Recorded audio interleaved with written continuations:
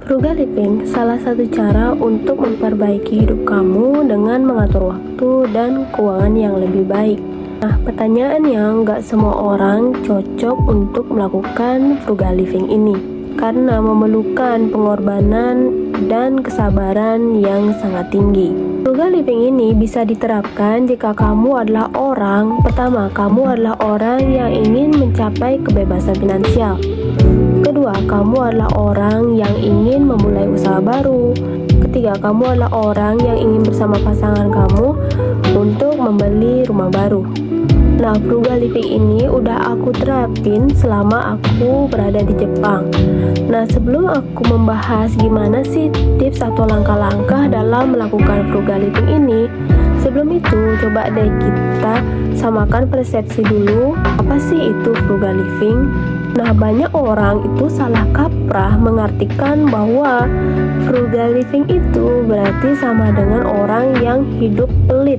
Jadi mereka itu menekan semua sisi kehidupan mereka demi untuk menghemat dan menyimpan banyak uang. Nah, itu tuh kurang tepat ya. Maksudnya, padahal secara filosofi, jadi menerapkan hidup frugal living itu bukan berarti kamu tuh menolak semua kesenangan, bukan berarti kamu itu terus-terusan jadi anak rumahan demi untuk menghemat uang. Jadi intinya frugal living ini adalah gimana sih kamu secara sadar mengeluarkan uang dan kamu tuh tahu tujuan keuangan itu untuk apa. Jadi kamu tuh mempunyai tujuan yang jelas, jadi uang ini ditujukan untuk membeli apa gitu. Nah, langsung aja gimana sih tips dan langkah-langkah yang udah aku terapin. Mungkin ada yang cocok untuk kamu atau mungkin nggak cocok ya kan. Pertama yaitu kamu membuat anggaran bulanan. Jadi ketika kamu mulai hidup frugal living ini, jadi pertama hal yang mendasar yang kamu bisa lakukan adalah ya kamu membuat anggaran bulanan kamu. Jadi pertama kamu harus melakukan yaitu dengan mencatat semua pendapatan kamu, seperti gaji tetap, kerja part time, atau dapat uang dari manapun gitu. Jadi kamu catat secara rinci, lalu kamu kurangi dengan pengeluaran primer dan pengeluaran sekunder kamu. Pengeluaran primer dan pengeluaran sekunder ini maksudnya kayak gimana? Jadi pengeluaran primer ini maksudnya pengeluaran yang memang nggak bisa diganggu gugat. Jadi pengeluaran ini memang harus ada uangnya, kayak makan, itu tuh pengeluaran primer. Terus misalkan wifi ya mungkin dulu bukan pengeluaran primer ya, tapi sekarang kan semua butuh wifi gitu. Nah, untuk keperluan sekunder, jadi keperluan yang sifatnya bisa ditunda dulu gitu. Jadi kalau nggak ada sekarang ya juga nggak apa-apa. Kayak uang jalan-jalan atau self reward, itu tuh kebutuhan yang bisa ditunda gitu. Nah, dengan membuat anggaran bulanan ini, kamu tuh mengetahui gimana sih kondisi keuangan kamu. Apakah kamu memiliki kondisi keuangan yang baik atau kamu memiliki kondisi keuangan yang kurang baik kayak gitu. Jadi dengan kamu mengetahui kondisi keuangan kamu bisa memprioritaskan yang mana terlebih dahulu yang kamu capai, yang mana kamu bisa tunda dulu kayak gitu. Kedua, yaitu menganalisis kebutuhan dan keinginan.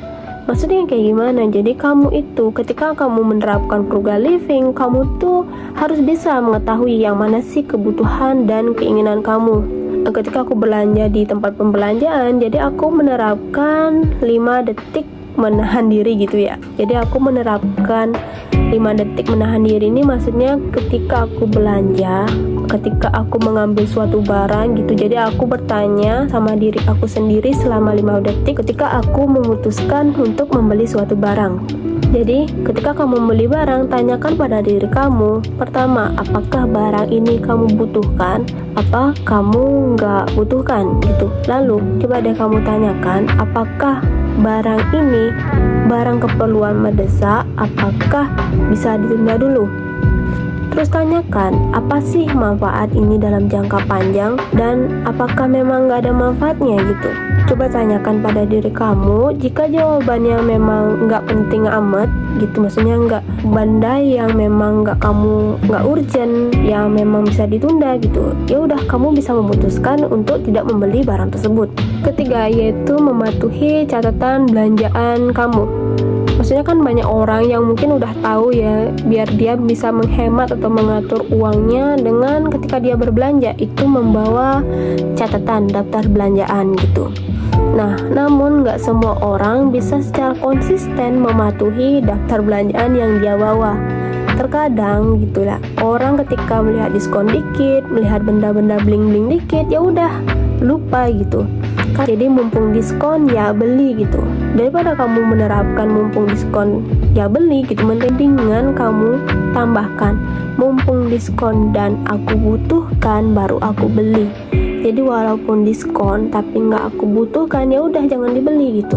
Keempat, menghindari hutang konsumtif. Maksudnya ketika kamu meminjam uang itu hindari hal-hal yang sifatnya sesaat. Jadi gunakanlah ketika kamu meminjam uang, gunakanlah itu secara baik dan benar. Jangan dilakukan tujuannya untuk misalkan liburan atau bermain ke tempat bermain yang lain atau ya untuk kesenangan sesaat gitu. Jadi gunakan yang bisa menambah value kamu. Ketika kamu berhutang, jadi hutang itu bisa menambah nilai yang ada dalam diri kamu. Misalkan kamu melanjutkan pendidikan atau kamu mulai usaha baru. Intinya jangan membuat hutang untuk kebahagiaan jangka pendek dan mengorbankan kebahagiaan jangka panjang. Kelima, memiliki tujuan jelas untuk melakukan frugal living ini. Jadi memutuskan hidup untuk dengan cara frugal living. Jadi tuh kamu harus memiliki tujuan yang jelas. Kenapa sih kamu melakukan ini gitu? Supaya kamu itu